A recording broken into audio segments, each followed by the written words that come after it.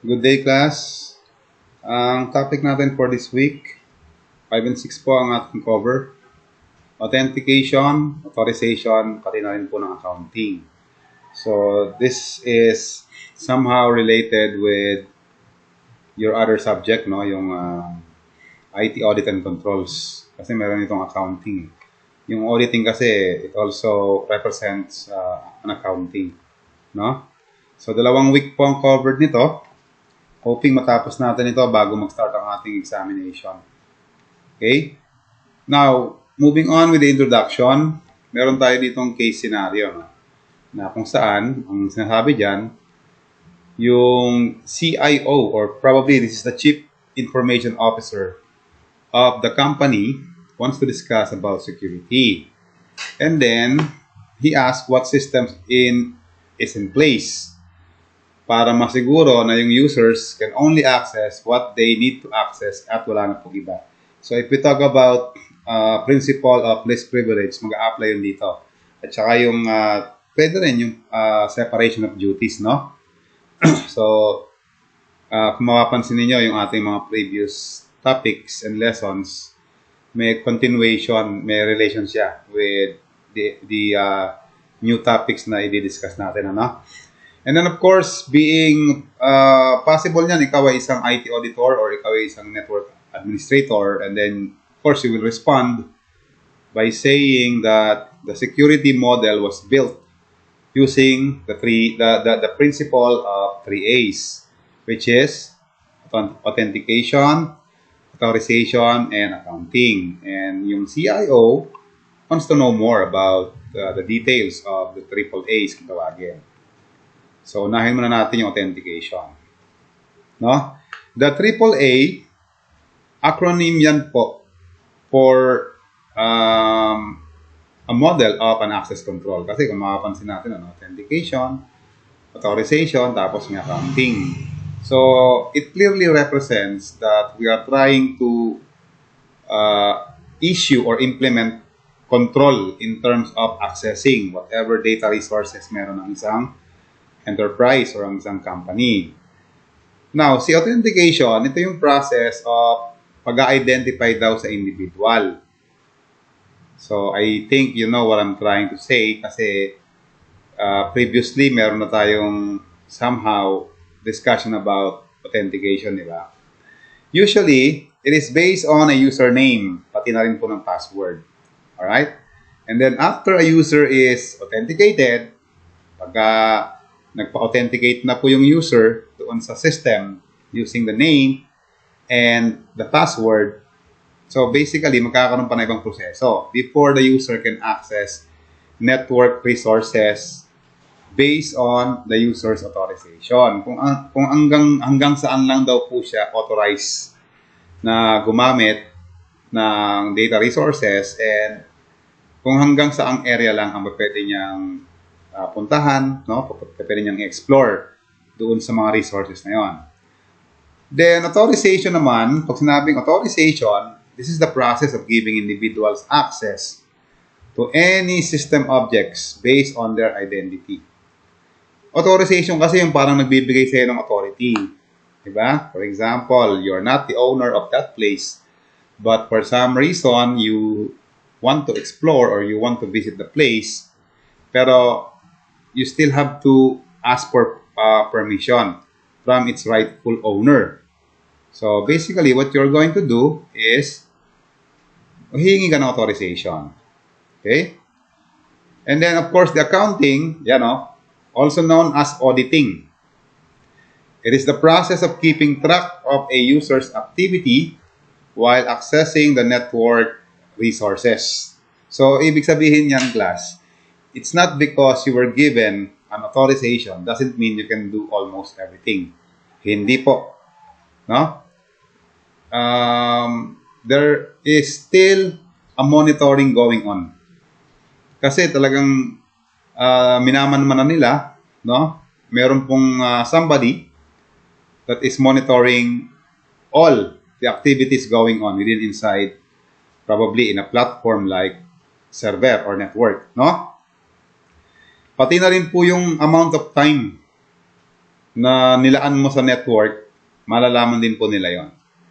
And then, yung mga services na ginawa mo or mga services na ginamit mo habang nandoon ka, at pati na rin yung amount of data na pinrocess during the entire session. So, this will give us an idea that even though we are authorized to use the network and of course process some of the resources ng network na yan, this does not give us the full control, no? Para i-manipulate yung data. Possible niyan, if you were given an authorization, there is always be a protocol na, let's say, for example, papayagan kitang i-access yung network server, yung ating pong mga data resources, but merong conditions yan. Ito lang ang mga gagawin mo. So, from time to time, you will be monitored, kaya hindi ka rin talaga pwedeng gumawa ng mga unusual things like making your own process of the data. Instead, you need to comply and you need to do what is being tasked you to do. No? So, kung ano lang yung in-assign sa'yo, yun lang po ang pwede mong gawin. Now, authentication based on what a user knows. So, ito naman po yung binabanggit natin kanina din na pagka ikaw po ay magpapa-authenticate, kung ano lang yung privilege na ibinigay sa'yo, sabihin na natin binigyan ka ng user account, so still, you are being under control pa rin.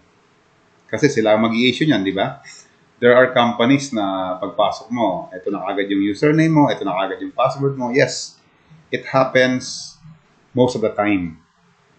And I think it's just a normal procedure. No? Kasi sino naman tayo para tumanggi doon sa implementation ng company? Because as I mentioned before in our previous discussion, no, there are company policies and guidelines na kailangan nating sundin.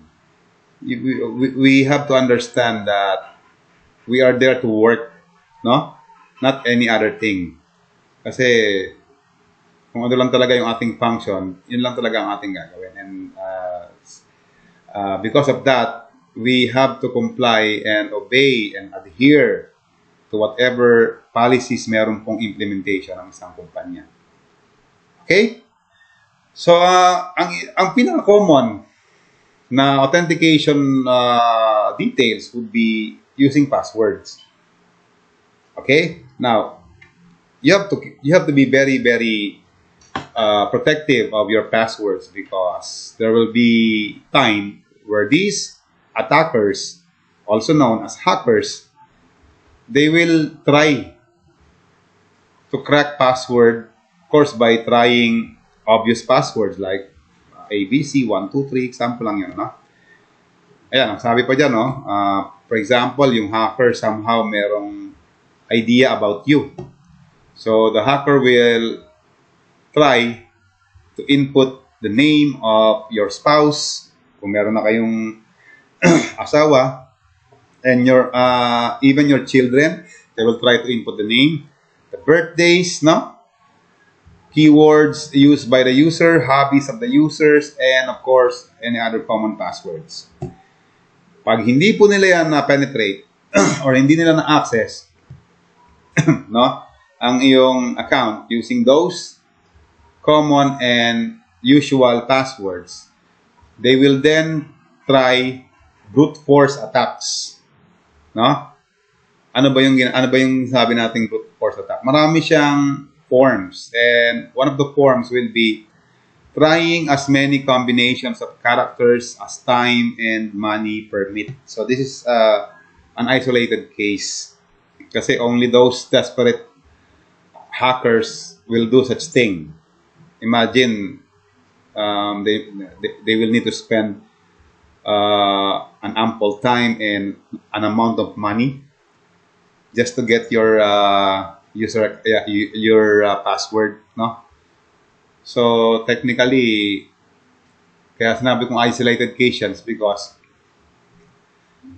yung hacker na yan probably would want to get the password by all means because something inside that account is very, very important. Or should we say confidential, no? Kaya talagang pinaglalaanan nila ng masyadong maraming panahon at pera, no? Para lang talaga ma-access or ma-crack yung mga passwords. So, paano yung example ng attackers will use money? Possible niyan, bibili sila ng mga devices. These devices can crack passwords by, for example, kung ang password mo PIN, no? Yung device na yan can create multiple combinations. Another type of a device would be yung keylogger. Ang keylogger kasi pwedeng hardware, pwedeng software. So, ganun pa rin, di ba? Bibili ka ng device, if it's a hardware type of a keylogger, and then, pagka naman yan po ay software, so gagawa ka ng isang application. Di ba? So,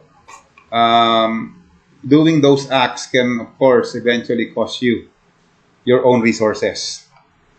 Ito yung PIN. It is a secret numeric password shared between a user and a system that can be used to authenticate the user to the system. So, ibig sabihin, dalawa lang po kayo nakakaalam niyan, ano? Yung ikaw, pati na rin po yung system. Meron ba pong isa? Siyempre, yung network administrator. Paano nalaman ng network administrator, sir, yung aking password? Di ba sila may hawak ng database management? Ang server natin, may database yan. Where do you think this data or these files will be stored at the end of the day? Siyempre, doon sa network sa server. And the network administrator has access in those devices. Kaya alam din nila ang inyong password. Diba? But, of course, no need to worry. Kasi mga trusted naman yung mga personnel na yan. And even though they will try to manipulate the password, malalaman pa rin naman yan eh. Kasi meron namang system logs. Diba? So, for example, if that particular account will be assigned to you, then ikaw lang dapat ang ma-access ng account. Ngayon, when there will be a time that napansin mo na parang yung account mo ginamit, pero hindi naman ikaw ang gumamit, makikita yon sa monitoring logs. Diba? So, again, nothing to worry. Alright? Next. Yeah, in order for us to define the PIN, ang sabi po dito, it only consists of digits and is relatively short, usually 4 digits, pero hindi po advisable ang 4 digits kasi madaling makrak. Di ba nabanggit ko sa inyo na yung numerical combination of 0 to 9, pagka ang PIN number niyan 4 digits, there are 10,000 combinations na pwedeng makuha using those numbers from 0 to 9, tapos 4 digits lang. Paano kung merong device na ginamit yung hacker or yung attacker para makuha yung exactong combination, di ba? It should be a minimum of 6 digits. Parang sa mga, kasi nag-upgrade na eh. Di ba? Like for example, yung mga bangko, yung mga previous account na kine-create, the bank will allow you to have at least 4 digits of PIN. Pero ngayon yata, nire-require na nila is 6 digits na. That is your own, for your own security as well, para hindi malaman kagad yung inyo pong PIN number. I'm wondering why they call it PIN number. Samantalang personal identification number na yan, tapos may number pa. So, ibig sabihin, pag sinabing PIN number, personal identification number. Parang ganun. Then, nakasanayan na kasi yun, diba, na pag sinabing PIN number. Okay, another type of authentication is based on what a user owns or possesses. Teka, before we proceed to that, tingnan nga natin yung kung ilan na ba na PIN ang nire-require ng mga bangko. Let's see. No? How many digits does a bank require for a PIN if you open an ATM account?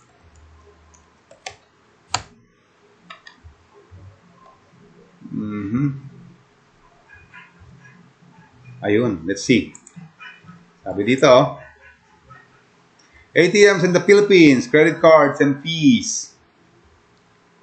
Saan ba yung nakita ko kanina?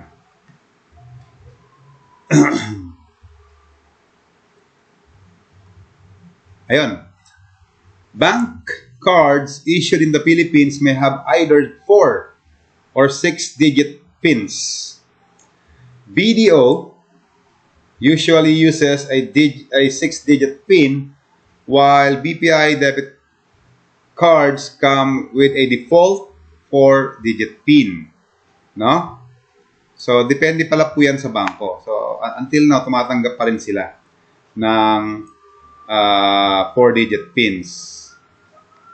Otherwise, ATM provides rules will apply instead. These vary between different banks. Ayun, alagay na nga lang. These vary between different banks. BPI limits its customers ay sa withdrawal, Okay, withdrawal. But then, yan, nakita na po natin, na pwede pa rin pala. Ayan. It can have 4 or 6-digit PINs. But, again, if you're going to ask me, the safest situation would be having 6 digits. Although, in my case, yung amin pong ATM sa Land Bank, 4 digits lang yung akin pong PIN kasi medyo may edad na rin yung aking ATM probably na yata yan. Mga 6 years old na yata yung aking PIN. Basta from the moment na nagkaroon ng ng bagong card na mayroong EMB chip, So yun. I think that 5 or 6 years na yata yung system na yan. Okay. Going back. Ayun. Another type of authentication is based on what a user owns or possess.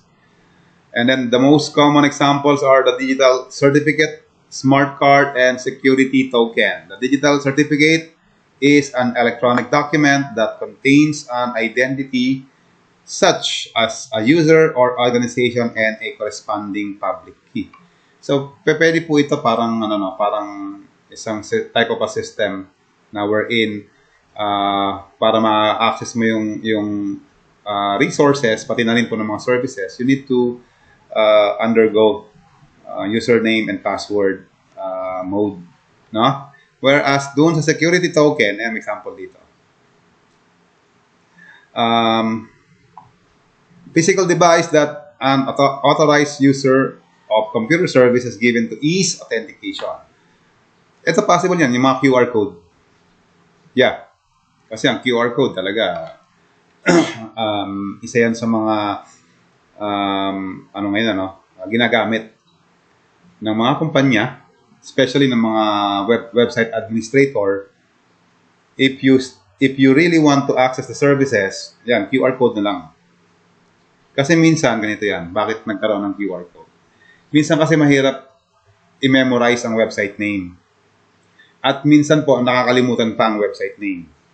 Now, using a QR code, click mo lang siya, papasukin mo na yung official website or yung parang pinaka-main website ng isang company. So that's how convenient it is. Diba? Totoo naman yan eh.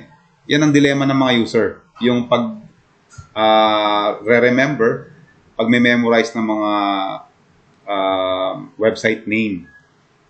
Kasi naman din ang pinaka-purpose ng diba? ng QR code. Papasok ka sa isang portal. Every time you click on it, papasok ka sa isang portal. And then portal can be very in different forms. Pwedeng isang actual website yan, pwede rin namang isang Google Forms yan, o kaya naman, pwedeng isang link yan going to that particular website. Depende po on how the QR code is being represented. No? Sa hardware token, medyo familiar na tayo dyan because last meeting natin, hardware token po yung ating naging discussion. Eto, let's go with the biometrics. Now, before we proceed with the biometrics, meron akong ipapanood sa inyong short video regarding biometrics para mas maunawaan natin ng mas maigi kung ano ba ang ginagawa ng isang biometrics. Roll BTR. Welcome to TechFrame. Today I'm going to explain biometrics. In biometrics, there are two types of categories. Both are extremely important in securing and identifying individuals. They can be used for locking your phone, identifying criminals by their fingerprints, and unlocking your phone by facial recognition or by fingerprint. There are many more examples to be made. These are the most common to use in your daily life. There are behavioral and physical biometrics. Behavioral biometrics is in its most common form. They use gait, keystroke, signature and lips movement. Physical biometrics is the most used in iris scans, fingerprints, facial recognition, and vein and hand recognition. Facial and fingerprints are the most common uses on phones, most commonly in Apple phones. The older generation of iPhones, they use fingerprint scanners, that they do scan the ridges of your fingers. The database maps the existing scan, and if it matches your finger, the device will be unlocked. Facial recognition, also standard on new generation iPhones, uses a technology that relies on machine learning technology. They pick out distinctive details, for example, the distance between your eyes or the shape of your chin. This strengthens security, but this also requires big data sets and is not practical for smaller companies that want to develop data. Vein and hand recognition is growing in popularity. This is mostly used in forensic science. It is an extension of fingerprinting. The fingerprint is needed for direct contact, but vascular can be seen on security cameras. Most common area is the arm, hand, or hand palm. All veins have a unique pattern. How it works is infrared lights pass through the surface where they absorb into the oxygenated blood. There is a special camera needed to capture the footage, which digitalize the data and either store or use it to identify. One easy example is the smartwatch that uses a green infrared light to see your heart rate on the smartwatch. They see the thickness of your vein and digitalize the information. Iris recognition. Everybody has a unique iris and is therefore very secure. It's not very practical for forensic science, but is more common. For example, in several airports they use it for passport-free traveling for low-risk travelers or used for access to data centers. For example, Google uses it for every data center. They use it also for a refugee camp in the Jordan by Iris Guard, for activating ATM for cash withdrawal. This is an upcoming trend. Behavioral biometrics is more commonly used in forensic science. It's used for identifying suspects by their behavior, like how they walk, their signature, their keystroke, their voice, and many more. In upcoming videos I'm going to talk about each category in detail, about how it works and where did they use it for. How is the security measures, the development of security in their future.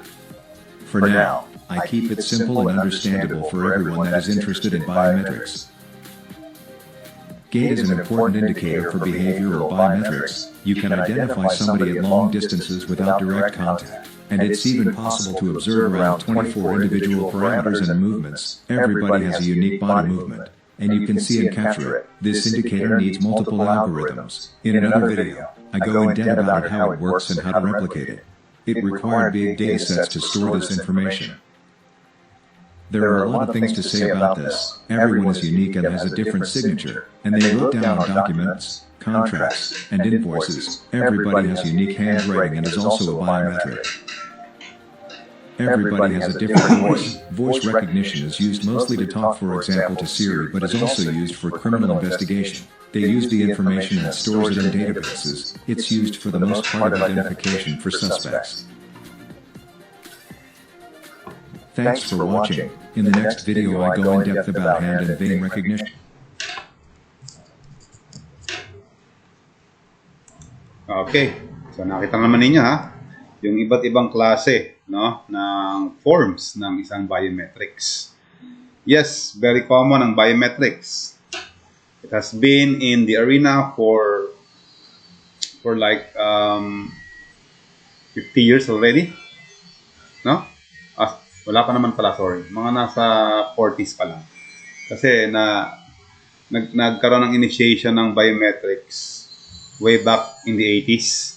Pero hindi kagaya ng mga biometrics ngayon na kagaya ng nakapanood niyo sa video na masyado ng technically advanced. Nung araw, ang biometrics lang is mga PIN number, no?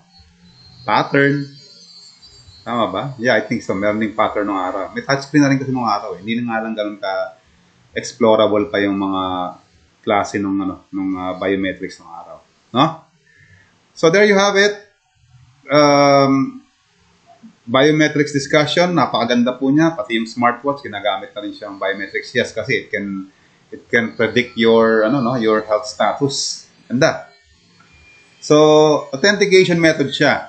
Identifies and recognizes people based on different factors.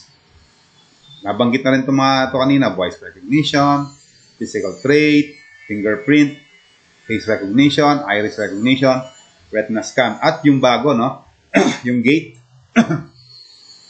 Yung gait is yung walk style. I remember discussing you about a company in the US na pagpasok mo ng kumpanya nila, i-scanin yung movements ng paglalakad mo. And if mali ang naging sequence ng paglalakad mo based on the scanned and registered movements na pina-register mo sa system, hindi ka papapasukin ng system. Okay? So there are many mobile computers, include a fingerprint scanner. One of them is, of course, cell phone. Diba? Lahat naman yata halos ngayon. Ang ginagamit na pang-authenticate, cellphone nila. Okay? And it is relatively easy to install biometric devices at doors and cabinets to ensure that yung mga authorized person ang pwede lang pong pumasok sa secure area. Ayan. Watch the video about biometrics device. Nauna, yung ating pong biometrics. We have here Radius and Takacs Plus. No? Let me just give you an idea about the Radius and the Takacs Plus. Ito po medyo outdated na po itong klase ng authentication na ito. No? Radius stands for Remote Authentication Dial in User Service. And Takacs stands for Terminal Access Controller Access Control System Plus. Two protocols that provide centralized authentication. Pati na rin po ng authorization and accounting management para sa mga computers to connect to and gumamit ng isang network service. No? Now, the Radius or Takacs Plus server resides on a remote system. So, meron pong isang system na possible pwedeng remote. Remote in a sense na pwedeng gamitan ng hardware token. Diba? Alam naman natin yan na ang hardware token talaga nire-remote yung system. Okay? And it responds to queries. Yung mga possible commands, no, na ibinabato ng client. Tulad ng mga VPN clients, wireless access points, routers, and switches. Sounds familiar to kasi these are all networking issues. No? The server then authenticates a user having username, password combination. That's for the authentication. And determines if a user can connect to the client. That's for the authorization part. And logs the connection account. Ang ganda ng sistema nito, no? Kumbaga yung process na ginagawa mo, just for you to access the system, you already use the three A's na binanggit natin, yung triple A's, no? Yung authentication, authorization, and then accounting. Galing, oh. Tinan mo, ha? Ulitin natin, ha? Authenticates a username, password combination. Authentication yon. Tapos, for authorization, determine if a user can connect to the client. At once connected, nilalag yung connection for the accounting purpose. Radius is a mechanism that allows authentication of dial-in and other network connection, including modern dial-up. Yeah, it sounds modern, but these are all outdated technologies already. Yung wireless access points, yes, meron pa rin tayo niyan. VPNs and of course, web server. Yung dial-up lang po. Although meron pa rin dial-up class, hindi nga lang siya masyado ng nabibigyan ng pansin. Kasi ang proseso ng pagkoconnect sa internet, ganun pa rin naman eh. Di ba? Yun pa rin ang pinaka-basis, dial-up pa rin. Kasi you have to understand that the signal coming from the provider, nanggagaling po yan sa telephone line. Diba? Pag sinabi natin telephone line, meron pong issue ng dial-up. Alright? Iba na nga lang ang term ngayon. And then we also have directory services with Active Directory. Pang Microsoft base po itong klase ng protocol na ito. No? So, sabi rito, directory service stores, organize and provides access to information in a directory. Imagine having a folder in any directory or areas in your computer na kung saan nagkakaroon po ng storing and organizing ng mga files and resources na ito. Ginagamit ang directory services for locating, managing, and administering common items, pati na rin po ng mga network resources, no? Kagaya ng volumes, folders, files, printers, users, groups, devices, telephone numbers, and any other objects. And of course, the company that uses the directory service most often is, of course, yung Microsoft, because of their Microsoft's Active Directory. Okay? Kaya kung mapapansin nyo itong image dito, ayan, yung logo na yan, di ba, Windows yan. Tapos, meron din ibang mga services na available. Active Directory is a technology created by Microsoft. Ayan. Sinasabi naman. And it provides a variety of network services. So, Active Directory, dinevelop yan to provide several network services. So, you can just think of it as internet. Yes, definitely. Ganun po talaga ang ginagawa niya. And it includes the following: Lightweight Directory Access Protocol, or the LDAP, Kerberos Base and Single Sign-On Authentication. So, sensitive po ito, no? Kasi single sign-on authentication po ito. Mabilisan lang din ito. Ang pag-authenticate ng mabilisan. So, dedicated exclusively for several employees lang. This is not for all of the employees, no? Directory services, including DNS, base naming. So, if we want to configure our network services, yan, pwede po sa DNS tayo mag-configure. Central location for network administration and delegation of authority. So, ito yung pagbibigay ng access sa mga certain users. So, hindi lahat ng users na bibigyan ng ganitong klaseng access. I think you know what I'm trying to say. Pagka limitado lang yung access sa mga several users. Ito yung mga possible, may mga position sa kumpanya. Okay? Now, i-discuss natin si LDAP. Ito ay isang application protocol na nagki-query at nagmo-modify ng data. So, sounds familiar na naman tayo dito because it sounds like a database management system. Yes. Kasi directory. Pag sinabing directory, may data dyan. Di ba? May files dyan. Okay? And it is a type of a directory service that runs over TCP/IP. So, ito ay isang services or data, let's say data warehousing, pero exclusive lang siya for internet purpose. No? Now, within the directory, the set of objects is being organized in a logical, hierarchical manner so that the objects can easily be located and managed.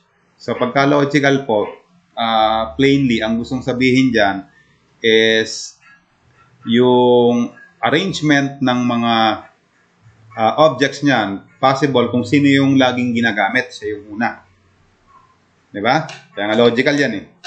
Okay? So, ibig sabihin, kung sino yung mas in demand or mas maraming nire-request na, or maraming beses na nare-request na gamitin siya, siya yung nasa unahan ng linya. Okay? Now, the Kerberos is the default computer network authentication protocol. Default na po ito, no? Computer network authentication protocol. So, ibig sabihin, any network na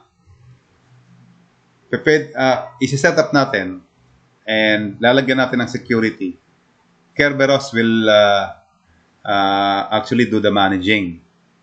Diba? Nasa kanya yung initial authentication protocol. And this allows hosts to prove their identity over a non-secure network in a secure manner. So, again, if I'm not mistaken, dito lumalabas din yung hardware token. Di ba? Kasi ang hardware token, ang nature niyan class, you might find it or you might understand it as parang napaka unsecured ng kanyang security. Kasi nga, paano kung yung ibang tao can get a hold of the hardware token, tapos yung hardware token na yan has the ability to connect with the system, tapos makukuha ng ibang tao yung hardware token, so possible na ma-breach yung atin pong system. Yes, totoo naman po yan. Diba? Pero syempre, ikaw, as being granted with a hardware token, syempre, ingatan mo naman siguro yan kasi hindi ka naman yata bibigyan ng hardware token ng isang company if they don't trust you. And automatic na yan. Pagka ikaw ay binigyan ng isang hardware token, possible na ikaw ay isa sa mga managers ng isang account, no? Or as mentioned din kanina, ikaw ay isang empleyado na may mataas na posisyon. So basically, itong mga taong nabigyan ng hardware token, dumadaan sila kay Kerberos. Diba?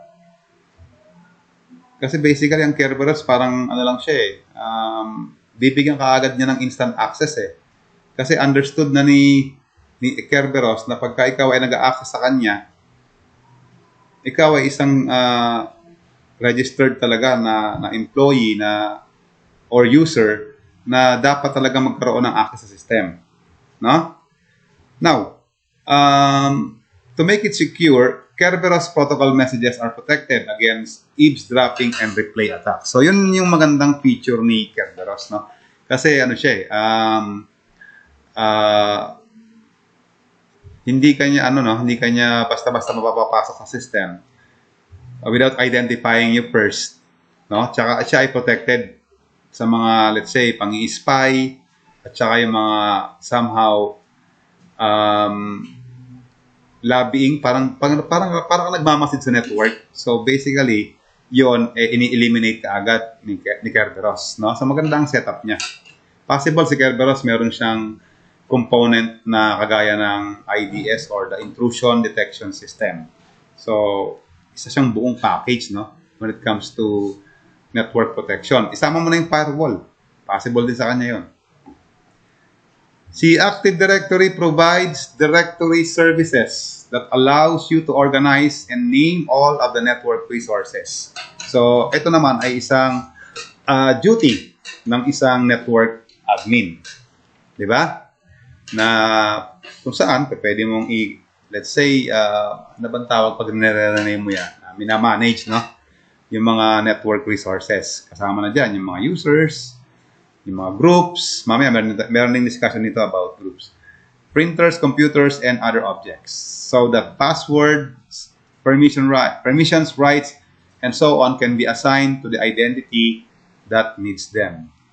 Ganda ng sequence ng security ng ano na to, no? Ng Active Directory. No? And lahat kasi ng mga empleyado na magre-register sa system or lahat ng mga users that will be eventually registered to the system will be given a privilege for the data resources. And of course, hindi naman ganun kadali ang sabihin na bibigyan ka kagad ng privilege, no? You have to undergo the triple A's pa rin naman. Authentication, authorization, and then accounting. So everything is being controlled and monitored. And don't feel isolated by it kasi again, company policy po 'yun, no? The company are only they're just only trying to protect the resources as well. Kasi, business 'yan. Understanding domain controllers, it is a Windows server that stores a replica of the account. So, ibig sabihin, pag meron kang isang account doon, meron yung duplicate account.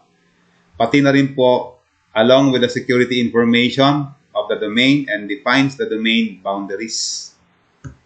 No? And to make a computer running Windows Server 2016, remember this? Windows Server 2016, ito po yung sinabi ko sa inyong network operating system na meron tayo sa eskwelahan. And yan, hidden na dyan sa module natin or dito sa ating slides kung bakit siya ang ginawang example because I think isa yan sa mga naging popular and in-demand type of network operating system. No? And if you're having this, or if you're trying to run Windows Server 2016, no, it is necessary daw to first install the Active Directory Domain Services muna. Kailangan po talaga siya. So, nandoon naman yan sa configuration yan. There will be a wizard, a window, no, that will help you and guide you in installing the Active Directory Domain Services. Then after that, execute the DC promo, short for DC promotion command to make the server a domain controller. Yeah, meron tayo ditong domain controller roles, no? So technically, kailangan po talaga natin ito para magkaroon tayo ng control over the domain, no? Pero ito naman kasi ginagawa ito ng mga network admin. Tapos, siyempre, ang mga network admin, sila yung nagpo-provide ng security protocols, sila rin yung nag-i-implement ng paano mag-register sa system, no?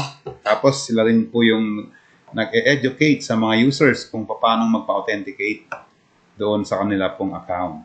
So, napakaganda ng sistema. And then, after a computer has been promoted to a domain controller, there will be several MMC, no? Snap-in consoles, parang itong mga add-ins na po ito, or mga add-ons. Available to manage Active Directory, and these includes, of course, we have the Active Directory users and computers used to manage users, groups, computers, and organizational units. So these are just some of the MMC snap-in consoles. Question. Yung directory ba, will it still work without this snap-in consoles? Yes, gagana pa rin naman ang directory. The problem is, hindi lang kompleto yung kanyang functions. So you need to administer all these snap-in consoles para makuha mo yung full capacity ng services ng isang domain. Alright? Yan. Meron pa dito Active Directory sites and services na ginagamit to administer the replication of directory data among all sites in an Active Directory Domain Services or ADDS forest. So meron din ditong concern yung mga data na pumapasok, no, doon sa domain coming from different website source. I think this has something to do with the certificate kasi every time you visit a website, meron kang certificate na na mada-download sa iyong computer or sa iyong device. And yeah, the Active Directory sites ang may concern diyan. Okay? Now, si Active Directory Administrative Center ginagamit naman to administer and publish information in the directory. I think this is the file downloaded, no? Na para ma-prove na ikaw ay isang legit user ng isang website or ng isang system, no? So, papasok yun doon. This includes managing users. Ayan, tulad nga yan, no? Managing users. Yung mga activities mo doon sa system. Pati na rin po groups. Also computers, domain controllers, and organizational units. And the Active Directory Administrative Center was introduced in Windows Server 2008 R2. Ayan, meron din po tayo nito. Windows Server 2008 R2. Kasi I remember when way back when we were teaching TechBook, no, in our school, yung isang subject namin na ang pangalan ng subject is PC Troubleshooting. Yeah, PC Troubleshooting. Kasama po sa mga activity namin doon is yung nag-i-install kami ng mga software. So, ang gagawin mo na, of course, i-reformat yung PC, tapos i-install ng mga iba't ibang utility software, kagaya ng, of course, operating system, Microsoft Office, and any other softwares na kailangan. Pati po yung Windows Server 2008 R2 na yan, ini-install din po namin. Kasi nag-a-assign kami ng isang computer that will serve as the server. So, ini-install namin yan ng network operating system. Yan na, yung Windows Server 2008 R2. Meron pa rin po tayo yan. Of course, nasa ADP yan. Hindi naman natin yan disregard agad, no? Di ba pwede yan kasi kailangan talaga lahat ng mga items natin is naka-audit yan, no?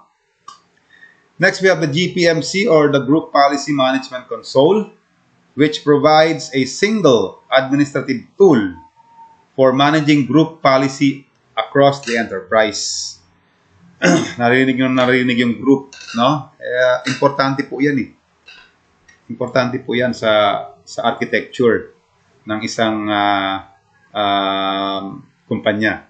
GPMC is automatically installed in Windows Server 2008 and higher domain controllers and needs to be downloaded and installed on Windows Server 2003 domain controller. So medyo masyado nang outdated yung software na binabanggit dito. But yeah, these were the process before. Ngayon kasi pag nag-install ka ng bagong network operating system, kasama na po itong mga ito. Automatic na po yan. No need to download them and install. Kasama na po yan sa kanyang component.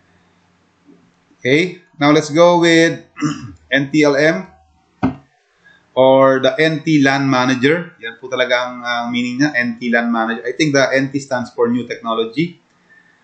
While the Kerberos is the default authentication protocol for today's domain computers, NT LAN Manager is the default authentication protocol for Windows standalone computers that are not part of the domain.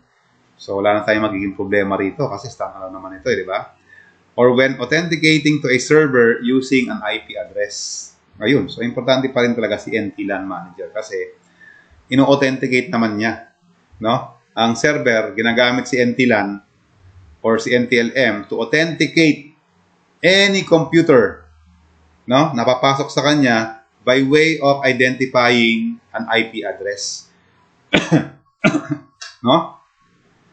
So kaya nga napapansin niyo diyan sa atin pong picture, ano. So initially meron tayong communication between a server and a computer or yung parang tatawag nating client. This one will act as the client and this one will act as the server. So nandiyan po yung command response na tinatawag or yung challenge response. No? Pag sinabi kasing challenge sa mundo ng domain, command po ang basically pangalan niya. Alright, so as an application server, may ginagamit siya mga protocols para ma-identify yung pumapasok na device sa kanya. Okay? And NTLM also act as a fallback authentication if it cannot complete Kerberos authentication, such as when blocked by a firewall. So, sa isang computer setup kasi class, standalone computer, ang default configuration yan, when it comes to network, naka-on po ang firewall niyan. firewall is on. Totoo yan, naka-on po ang firewall niya. Ngayon, kung yung computer mo na yan ay ipapasok mo sa network, you need to turn off the firewall. Otherwise, hindi yan makakakonekta sa network or sa server. Diba? Because, wala eh. There's no way for the server to enter the system and identify you and recognize you because naka-lock nga or naka-on nga ang firewall mo. You need to turn those off. Sir, hindi ba yun delikado? Well, it may possess or it may pose a threat someday, but if your concern is to enter and access the server, then you have no other choice but to turn off the firewall. Otherwise, hindi ka makakapasok sa network. Okay? Kasi yan ang security ng that's one of the first line of security ng computer mo, yung firewall. Walang makakapasok na ibang communication dyan pag naka-on ang firewall mo.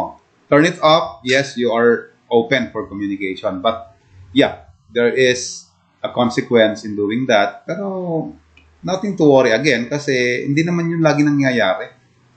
Diba? Kung ipapasok naman sa network ang computer mo for some reasons, like for example, it's part of your job, it's part of your work, then you have to comply. I-apply na lang natin, di ba? Yung mga avoidance, yung mga acceptance na pinag-alalan natin, di ba? Na on our previous discussion para maiwasan mo yung mga possible attacks na pwedeng mangyari. Okay? Let's try to understand Kerberos. With Kerberos, the security and authentication are based on secret key technology. Wow! So, paano malalaman yung secret key? No? Where every host on the network has its own secret key. So, may mga host yung mga network, no? Yung mga host, hindi po yan yung mga user, ha? Meron pong mga designated computers that has this so-called secret key. Now, the key distribution center maintains a database of secret keys. Yeah, yung mga secret keys na yan, although they are secret, no? But they are being, again, managed by a central database. Kasi automatic naman yan. Paano pag nalaman yung authentication protocol ng secret key? Paano pag nakalimutan yun ng administrator? Di titingnan niya yung database. Lahat kasi nasa database class eh. Ganun pala yun there. Yes. Lahat ng devices connected to a database, nandoon po ang details ng mga devices na yan. Diba? Pati nga yung mga pati yung mga activities na ginagawa mo dun sa device nare-record at nakikita rin sa database. Kasi naka-network yan may monitoring lang sila doon. So the bottom line here is, if you are using a company's resources, or let's say, binigyan ka ng, binigyan ka ng computer to work on your job, binigyan ka ng laptop, to process your data, gawin mo lang kung ano dapat mong ginagawa, di ba?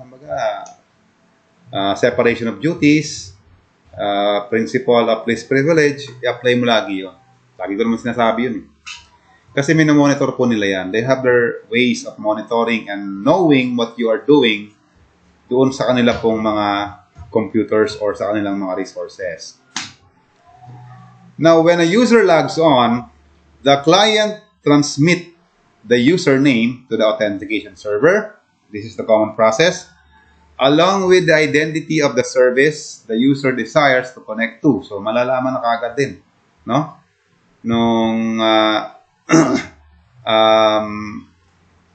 ng administrator kung ano ang gusto mong puntahan or kung ano ang gusto mong i-access, no? The authentication server constructs a ticket which randomly generates a key that is encrypted with a file server secret key. Ayun. So, automatically na-generate po yung secret key. But yung secret key na po na yan is nandoon na sa server. Kumbaga parang random na lang pag-i-issue. So, for example, a server can hold, let's say 1,000 secret keys, no? So, pwede. Pero, the user or the client cannot request for that particular secret key. Automatic po ang generation niyan. So the moment you contacted the server, and then in-authenticate ka na, no? Tapos pag bibigyan ka ng authorization, kasama na po yung secret key doon. Diba? Pero random. You cannot select a particular or specific secret key. Ang system po mag-generate niya. And server then sends it to the client as part of its credentials, no? Which includes the session key encrypted with the client's key. So, malalaman kung kailan binigay sa'yo. No? Kumbaga, merong session log din yan eh. For example, nag-execute ang data. Monitored na kagad yun. Gagawa na kagad ng report yun. Logs are report. Kailangan nyo tandaan yan. No? Na pag initial na sa'yo yan, meron na kagad session log na mag-generate. No? Let's go with understanding objects. An object is a distinct. Pag sinabing distinct, unique, walang kapareho. Named set of attributes and characteristics that represent a network resource. So data, possible, no? Common objects used within Active Directory, ito yung mga computers, no? Kasama na rin po yung mga users. So lahat, parang ganito yung kasi. Lahat ng mga activities na nangyayari sa isang network, nare-record. No? Lahat-lahat na. So, possible na yan eh. Computers, no? Pati yung mga personnel, yung mga clients, even softwares, pati mga machines and equipments. So, naka-indicate na doon. As long as lahat ng mga elements na ito can somehow have or has a connection sa server. Lahat sila included doon. Attributes have values that define the specific objects. Ito yung characteristics ng object. No? For example, para hindi tayo masyadong lumayo. Yung simpleng rock. Bato ba? No? Para ma-identify na yan ay isang bato, yung object na yan ay isang bato, it has properties. Like for example, yung weight niya, kung gaano siya kabigat. Yung surface niya, anong attributes niyan? Rock ba yan? Surface ba yan? No? Ano ang kanyang color? Ano ang kanyang distinct figure? No? Et cetera. Para ma-identify. O kaya naman sa mundo ng programming, for example, if you're going to use a particular text box, for example, if you're using VB.NET or Java, gagamit tayo ng text box object. Ano-ano ang mga properties niya. Of course, meron niyang name, meron niyang ano pa ba mga name niyan? Weight, no? Meron din po yung size, meron din po yung caption, etc. Even color, pwede mo siyang lagyan. No? So these are all part of the attributes that represent a specific object. Okay? Now, for example, si user, meron siyang first name, John. And then yung last name niya, Smith. And then yung log-on name niya is J. Smith. All of which identify the user. So lahat ng mga yan, yung kanyang first and last name, pati na rin po ng kanyang log-on name, identify the user as part of the system. Now, si users, let's identify users muna. A user account enables a user to log on to a computer and domain. And as a result, it can be used to prove the identity of a user. Automatic naman yun. Mayroon na tayong clear idea about this. Na identity talaga ng user ang isang user account. No? And this can be used to determine what kind of access that user will have. So, authorization ang pumapasok dito. By the time you enter or you input your user log-on details, you will then be authenticated, and if you correctly input those details, you will then be given authorization. And that's the time na yun na. Pwede mo nang gamitin lahat ng mga resources Hindi man lahat, sorry. But yung mga resources na allowed ka lang gamitin. It can be used also for auditing so that if there is a security problem and something was accessed or deleted, ayan na, the user account can indicate who accessed or deleted the object. So again, ingat-ingat po sa pag-a-access ng mga resources ng inyong host company kasi namomonitor talaga.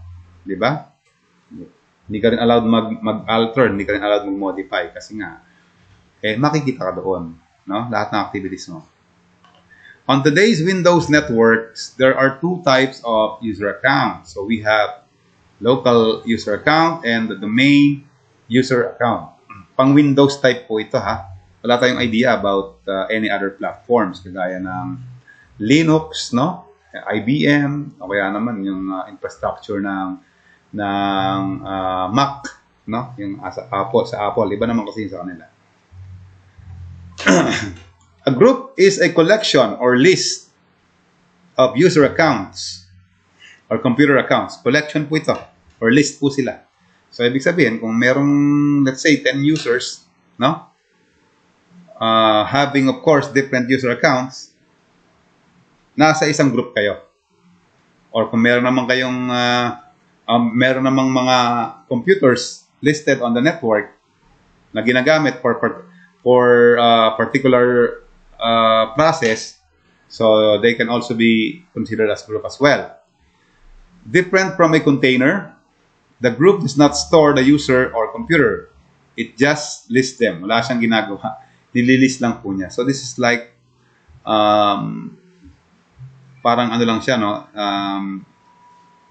It's like a short of an information that tells us kung sino-sino yung nandito.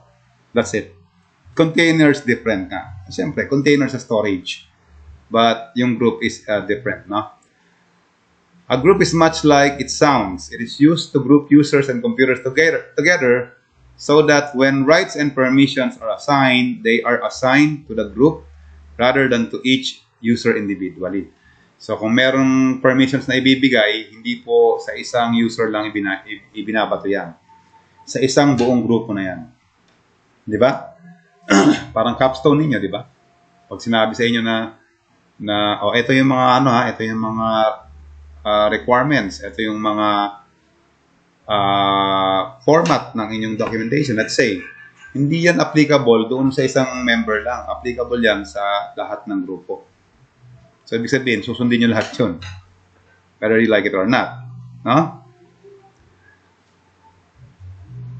Any group, whether it is a security group or a distribution group, is characterized by a scope that identifies the extent. Totoo naman yan. Kasi pag sinabi natin scope, ito yung parang range. No? It identifies the extent to which the group is applied in the domain tree or forest. The three group scopes are the following. We have the domain local group contain. And we have the global group design. And we have the universal group. Sorry, domain local group and then global group and then universal group. Unahin mo natin si domain local group. It contains global groups and universal groups and can contain user accounts and other domain local groups. So, possible din na yung mga domain, ilagay din sila sa isang grupo. Sa dami ba naman nila, of course. And the reason for that is kung bakit sila gino-grouping dahil itong mga particular domain na ito, meron silang similarity when it comes to their functions. So, tama lang yun. This is one way of auditing them or managing them properly. Di ba? Pagsamasamahin yung mga pare-pareho ng functions, pagsamasamahin ng pare-pareho ng mga attributes, etc. etc. While the global group designed to contain user accounts. No? Global groups can contain user accounts and other global groups. Global groups are designed to be global for the domain. So, pwede niyang saklawin ito. Pwede niyang i-manage po yan. Kasi nga global siya, di ba? So, yung kanyang authority is somehow kumbaga parang nationwide siya. So, everybody must listen or comply. Yun ang ginagawa niya. And kung merong global, of course, mas matindi ang ginagawa ng universal. Okay? Designed to contain global groups. Yan, no? Kung si global group, kino-contain niya si domain, ito namang si universal group, kino-contain naman niya si global group. Okay? Multiple domains po yan. Universal groups can contain global groups, other universal groups, and user accounts because global catalogs replicate universal group membership, limit the membership to global groups. No? So, just imagine a server having so many elements residing on that particular server. Kailangan talagang mag-grouping. Otherwise, it would be hard to manage them. Especially pag mag-ooperate na ang business process. So, kailangan talaga naka-grouping sila. Aside from that, meron din pong built-in groups. So, like the administrator and guest accounts, si Windows has default groups. Tawag niyan, built-in groups. Default groups pa to These default groups have been granted the essential rights and permissions to get you started. So meron siyang parang passkey na tinatawag o yung parang meron siyang ticket because of the so-called essential rights pati yung permission, no? Now, some of the built-in groups include the following. We have the domain admins, which can perform administrative tasks on any computer within the domain. Pag sinabing administrative task, mga restrictions yan. Diba? So, these are patas kung tawagin. Okay? Now, the default, the administrator account is a member. And next, we have domain user windows. Automatically adds each new domain user account to the domain users group. So, hindi naman pala, nalilimit yung pag-create ng mga bagong domain. You can create as many domain as you want as long as you follow the correct procedure in doing that. Ayan, for example, in this picture on the side, meron pong process on how to create or add a new domain. Diba? Pang Windows configuration talaga po ito No? And hindi naman siguro mahirap intindihin din. You just have to go on with the processes and the sets of instructions. No? Again, this is the work of the network admin. But ang sa atin lang is background lang, no? So we can have an idea kung paano nila ginagawa or pine-perform yung kanila pang duties. Ayan. Ano po yan? Wizard po yung mga yan. Sa Windows naman, yan ang kagandahan sa Windows, no? Because of the wizard, hindi po mahirap mag-configure or mag-install ng bagong application sa inyong mga computer. No? Account operators, yes, they can create, delete, and modify user accounts and groups. So, kailangan talagang magkaroon ng ganitong klaseng auditing. Diba? So, for example, sa delete, kung hindi naman na active yung user, wala na siya, kailangan na i-delete yung account na yan. Diba? Ngayon, for example, sa modify user accounts, kung halimbawa, gusto magpalit ng password, gusto magpalit ng user login, pwede naman siguro. Kasi meron namang option to modify. And of course, syempre, pwede naman mag-create. Kung halimbawang may bagong empleyado, kailangan ng account, yan, create ka. Pati na rin po ng groups. We also have the backup operators that can back up and restore all domain controllers by using Windows Backup. So, parang ano lang po ito, no? Parang undo. So, if in case there will be some system issues, kasi ang domain controller somehow nag-iiba yan because of some issues na nangyayari over the domain. Diba? So, pwede po nilang i-restore yan into its original state by using Windows Backup. And then we also have authenticated users, includes all users with a valid user account on the computer or in Active Directory. Authenticated na naman yan. So clearly these are users that has now access to data resources, and whatever services meron ng isang server, tapos entitled naman yung user to that service, so binibigyan siya ng access. Okay? Next is understanding web server authentication. Web server authentication na po ito, ha? Ang sabi rito, when a person accesses a web server, such as those running on Microsoft's Internet Information Server, or the IIS, several methods of authentication can be used. So this is how you are being identified, no? When authenticating to a web server, IIS provides a variety of authentication scheme. So, yung process na yan, class, dami naman yan, sir, authentication scheme. Yeah, but hindi mo makikita yung process na yan. Siyempre, mabilis lang mabilis lang pag-execute niyan, di ba? By the time na mag-authenticate na ang system, mabilis lang ang proseso niyan. Kaya, kung ikaw ay isang registered user, bibigyan ka naman ng authorization almost immediately. But upon verification, upon authentication, identified na somehow hindi ka part, no, ng kanilang network, i-deny ka ng system. That's the basic concept of it, no? Say for example, itong picture dito, no? Yung user try to authenticate by using the system. Ito po yung nasa gitna, yung system po yan. Nakalagay naman, client apps or software. So, ito yung gagamitin to authenticate.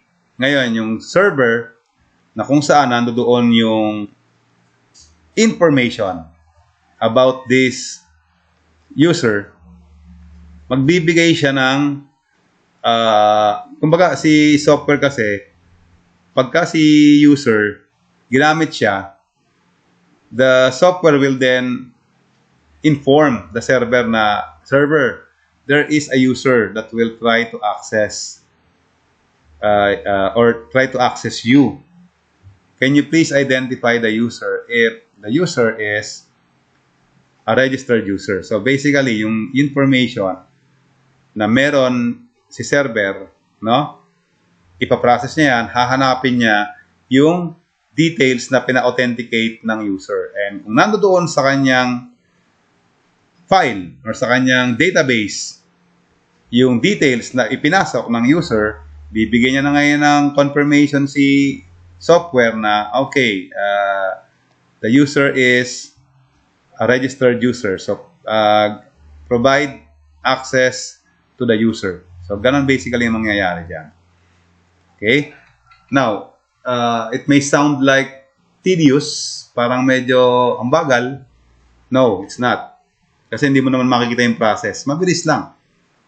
Have you ever seen a technology na pag nag-process ng authentication, bagal-bagal?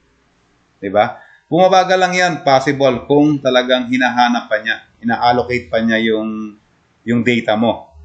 And if that happens, na nagpa-authenticate ka sa isang system, medyo mabagal, isa lang ang ibig sabihin niyan. Or malaki ang chance na ikaw ay hindi registered user. Kasi nahirapan ang system na hanapin eh. Yung mga ini-input mo na username, password, those are keywords. Na pagka almost instantly, nakikita ka agad yan. Ano? So talagang bibigyan ka na kaagad ng access. Pero pag wala doon yung ini-input mo, hahanapin niya pa yan from different places. Kaya minsan medyo matagal. Probably mga ilang segundo. Pero kung halimbawa, nandoon na kagad sa mismong area niya, yung authentication mo, bibigay na kagad almost siguro mga 2-3 seconds. Pero pag wala kasi, the reason why, kung mabagal yan, hinahanap pa niya sa iba't ibang mga places. Diba? Kaya bumabagal. Kaya ganun, iyon ay isang palatandaan sa iyo na pag nagpa-authenticate ka at somehow parang ang bagal ng system, i-authenticate, malaki ang chance na ikaw ay hindi registered user. O kaya naman, mali ang ibinigay mong details. Diba? Nangyayari naman sa atin yan, diba? Minsan, pag nagkakamali tayo ng password, o kaya ng username, minsan medyo matagal. No? Internet Information Server has two main layers. So we have the kernel mode and the user mode. Ito yung kernel mode banda. No? Si user mode nandito sa may taas. And ito yung kanyang architecture. Kabuuan. No? The kernel mode contains the http.sys. Ito po yung makikita ninyong parang extension name every time you connect to an internet. So, mode po yan ng kernel. Contains WAS and W3 service or in www. This one is, I forgot the application service. Parang yun yata. No? May nakalagay ba dyan? Tingnan natin kung may nakalagay dyan. Ayun. Windows Activation Service pala yung WAS. And then, yung, of course, www is the World Wide Web. No?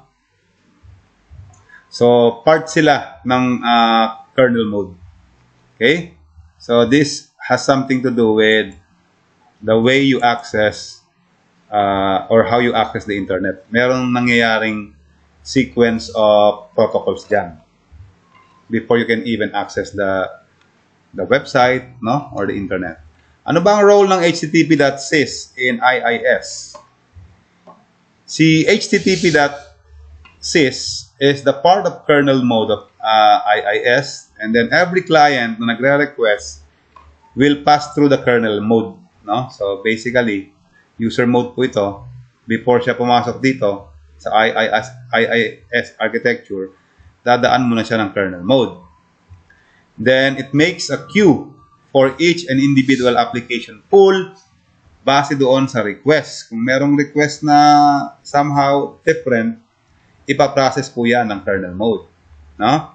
Now, every time you create any application pool, IIS automatically register the pool with http.sys to identify the particular during request processing. And it provides the following services in IIS. So, ito po yung mga services ng isang IIS.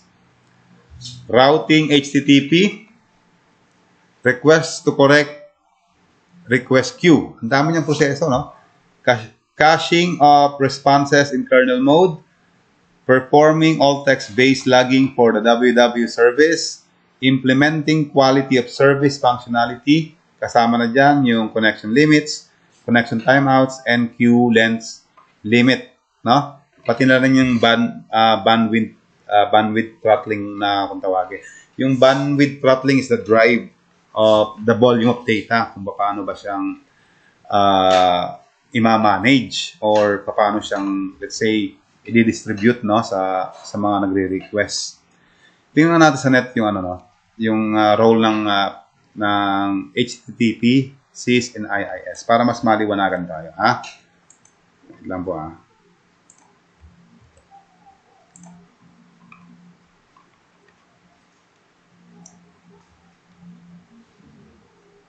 Sige. Kaya lang.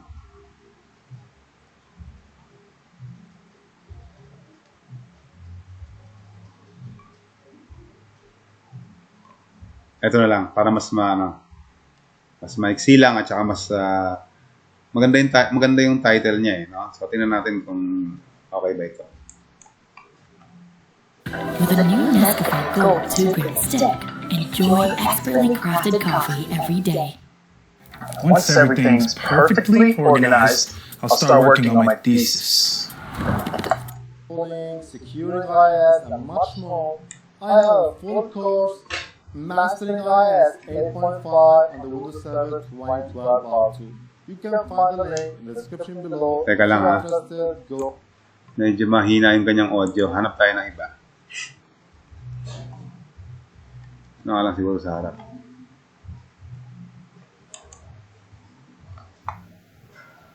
Kestrel, IIS, IIS HTTP server, and the HTTP.sys. An ASP.NET Core application cannot directly accept requests from the internet. For this, it needs a server that can face the internet and help it communicate with the calling client on the other side. This means that some sort of coupling is required with the server software. This tutorial discusses various possibilities of coupling to our server software and then serving the requests to the remote client.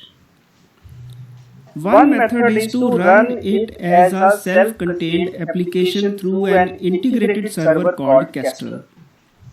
This method doesn't require any external server such as IIS. I will come to the details of Kestrel in a moment, but standalone mode is mainly used for testing purposes because the standalone mode is mainly used for testing purposes because of the console window that opens alongside. It is not used in production scenarios because Kestrel is not a sophisticated server. Let me first show how to run your application in a standalone mode. When you build an ASP.NET Core application, a DLL and an exe file are created for you. Let us open the output directory to have a look at the DLL and the executable. You can now either double-click the executable or open a command prompt and run the command .NET followed by the path to the DLL. When the application runs, it launches Kestrel automatically. A console window opens and a running log of messages also appears. It can be a convenient view for seeing exceptions and errors. We can open the browser to verify that the app responds to our requests. Now let us have a look at a brief introduction to the features of Kestrel. Kestrel is a web server software, and like every server software, it can listen for HTTP requests. This is the first thing. Secondly, Kestrel is cross-platform, so it can work on Linux also, and thirdly, it is based on an open source library called LiveUV. It is included and enabled by default when an ASP.NET Core app is created through the project templates such as through Visual Studio. No special effort or steps are required for installing or configuring it. And fifthly, Kestrel has been written and adapted by Microsoft specifically for use with an ASP.NET Core web application. Now let us come to the second method where Kestrel is behind an IIS proxy. This method is called out of process. We know that Kestrel is neither too advanced and nor is it designed for facing the internet directly. Hence, a better method could be to use Kestrel as the backend of an IIS server, that is, to use IIS as a reverse proxy for Kestrel. Hence, an ASP.NET Core application can be deployed to run with an IIS plus Kestrel combination. In this case, the IIS faces the internet and forwards requests to the Kestrel server running through your ASP.NET Core application. Requests come from the internet, then they reach IIS, which makes a loopback localhost request to Kestrel. Kestrel is running as an independent process. Then Kestrel forwards it to your application processes it and sends the response to Kestrel, which in turn sends it to IIS and then to the client. This scheme was the default and recommended scheme before version 2.2 of ASP.NET Core. The problem with this scheme is that it is slower because IIS and Kestrel run in two different processes and a time lag becomes noticeable on heavier traffic. It is not the default scheme anymore now, but it is still supported, especially if the hosting is on a Linux, Apache, Nginx. This scheme needs to be enabled through the CS proj file now. because it is not the default scheme, it is not enabled anymore. For this, open the Solution Explorer, right-click the project to open the context menu, select Edit project file and click it. The project settings open in an XML format. Add the setting ASP.NET Core hosting model to out of process. All the necessary port settings like environment variables, etc. ports also between IIS and Kestrel, they will be automatically made when this application is published to the internet the next time. So it is just a matter of changing ASP.NET Core hosting model. Okay. So I think yun na yung alright, so yun na lang muna yung gandun lang yung video, no, kasi parang iba na yung dinidiscuss niya, no, kasi somehow may connection with the other software. Parang yun lang yung gusto niyang i-explain. But then we identified na yung sa IIS malaki talaga ang kanyang role, no, in managing the service of the internet para magkaroon ng organization ang domain papunta sa internet, kasi medyo medyo mahaba-haba ang discussion about the IIS. So binigyan ko lang kayo ng idea kung paano po nagwo-work ang isang IIS in managing, no, and then of course configuring connections over the domain. Okay, so I guess that's the conclusion of our week 5 and 6. Meron po ba kayong mga gustong tanong? Pwede naman kayo magtanong anytime, ha, pagka halimbawang kahit nanonood tayo ng video na to. If you have any questions, so pwede naman natin i-pause and then we will talk about your questions. Okay, so hanggang dito lang muna, and then I'll see you in our next discussion.